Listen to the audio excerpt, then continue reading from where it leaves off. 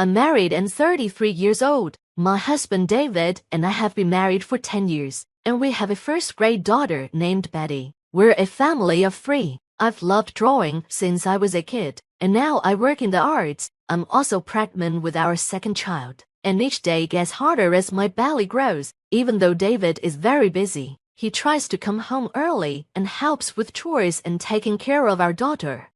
Life was good until something recently started bothering me. We live on the first floor of a high-rise apartment building. The other day, while coming back from shopping, I saw a woman moving into our building. It turned out to be Emma, a classmate from middle school. I hadn't seen her since then. When she saw me, she was surprised and asked if I lived there too. I said yes, and she told me she was moving in.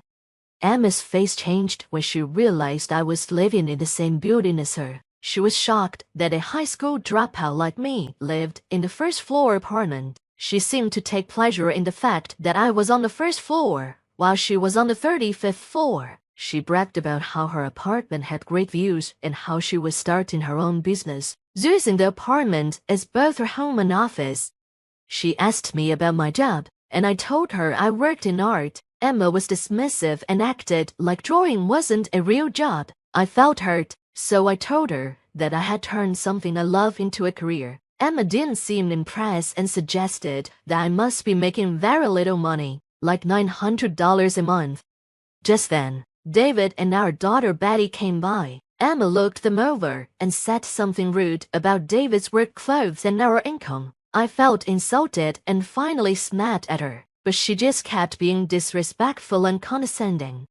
Finally, I'd had enough of Emma's rudeness. I told her she needed to apologize for what she said about my husband. Emma just laughed and asked why she should apologize. Then she noticed my pregnancy and commented that it must be tough financially with another child on the way. She questioned if we could even afford to live in our apartment. I didn't want to hear any more of Emma's nasty comments, so I grabbed David and Betty and went home. Emma called after us, inviting us to visit her on the 35th floor for a better view, but I ignored her. I couldn't stop feeling angry at Emma all day. That night, after Betty went to sleep, David asked what happened. I told him how Emma had made fun of me for dropping out of school and belittled my work. David was furious. He knew about my past and had chosen to marry me knowing who I am. We decided to avoid Emma for a while. Fortunately, we didn't run into Emma for a month, which allowed us to live peacefully. Then, one day we received an invitation to a school reunion. I was excited to catch up with my old friends, even though I was a bit worried about running into Emma again. But since I wanted to see my friends, I decided to go.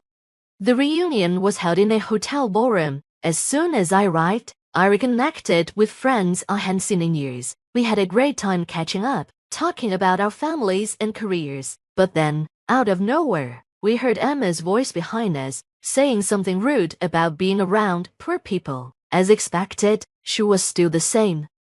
Emma showed up at the reunion too, but we didn't notice her at first because we were focused on talking with our close friends. Emma was wearing heavy makeup and a flashy dress that seemed out of place. She had always been self-centered and made awkward comments back in middle school, so we weren't surprised to see she hadn't changed. We rolled our eyes when she arrived. One of my friends finally spoke up and asked Emma who she was calling poor. Emma replied, "Who else but Mary? She's a dropout, so she must be poor and lives on the first floor. I live on the 35th floor, so it's like a master-servant relationship." Emma laughed after saying this, and some friends were upset and confronted her, but she didn't seem sorry at all.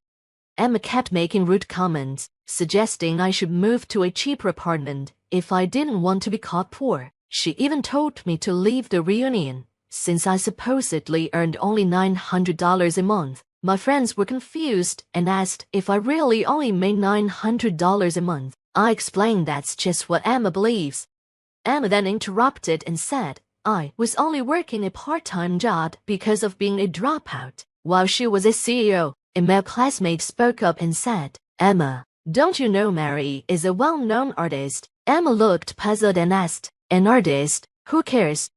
I decided to clear things up with Emma. not wanting her arrogance to ruin the reunion. I told her that I had studied art in France right after middle school and didn't complete a formal program. So yes, I dropped out. Emma scoffed and said, "Studying art is just a hobby, not a real job. You're still a dropout who ran away from studying."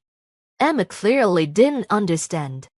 I decided to explain more about my work. I told Emma that I had spent years training and now run an art gallery while also creating my own artwork. I have fans and have even held my own exhibitions. Some of our classmates have bought my art. After training in France, I returned to New York and started my art career, which has become successful in recent years. David and I met at one of my exhibitions, and we clicked, which led to our marriage. Even with all this, Emma still didn't seem to understand. She said, "An exhibition is just for fun. I'm clearly the winner here because I'm a CEO." I was frustrated and told her that this wasn't about winning or losing. I take my art seriously, even if she doesn't see it that way.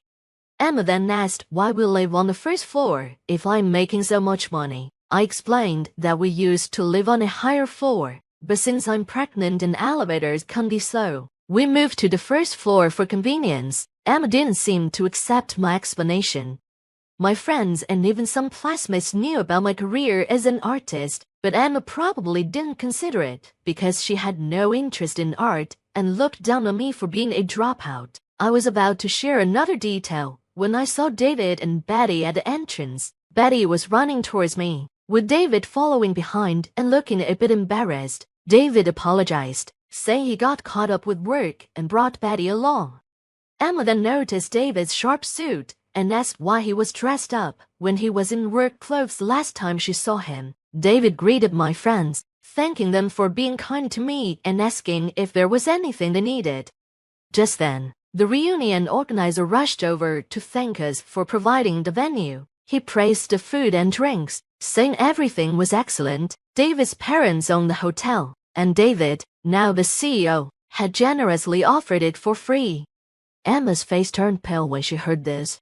I dropped out of middle school and only have a high school diploma, which seems a bit unusual. There's a reason for it, but we live in different worlds. She had looked down on me as poor, but here I was as an artist and the wife of a CEO. Emma was shocked and asked why a dropout like me was married to someone so important while she, an elite, was still single. She seemed bitter and challenged me on how I managed it.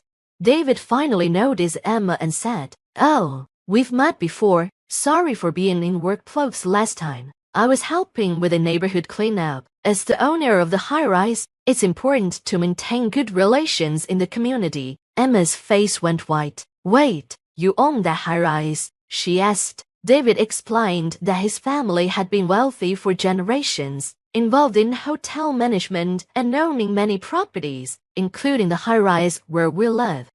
David then invited Emma to visit the penthouse, which has a great view of the Empire State Building. Emma was stunned again and asked why we lived on the first floor if we had a penthouse. I explained that, because I'm pregnant, we moved to the first floor for convenience, but both the penthouse and the first floor are ours.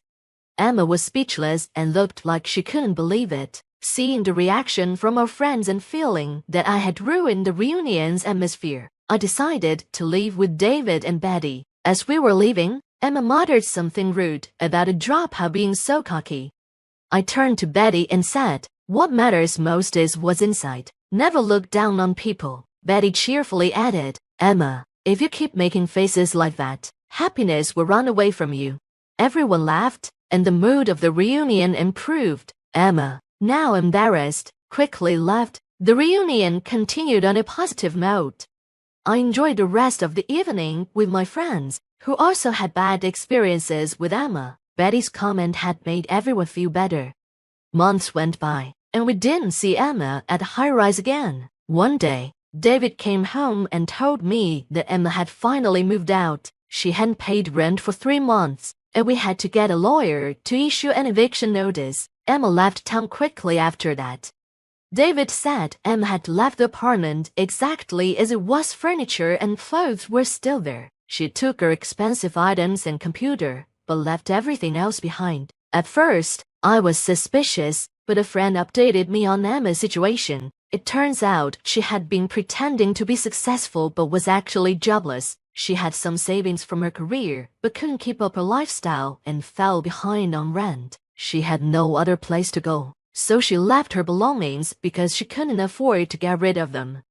I was disgusted to learn that Emma was still a burden to others. Even in her crisis, her terrible personality meant she had no friends or colleagues to help her. Now she's living in a rundown apartment and struggling with part-time jobs. She used to brag about being an elite and looked down on me as a dropout. I'm sure her pride is shattered now. I hope she learns to live a more humble and honest life. As for me, I'm happy with my life. I continue to paint, spend time with my husband and daughter, and look forward to our new baby. Our family of 3 gets along wonderfully, and I'm excited about expanding our family. I'll keep doing everything I can to protect our happiness.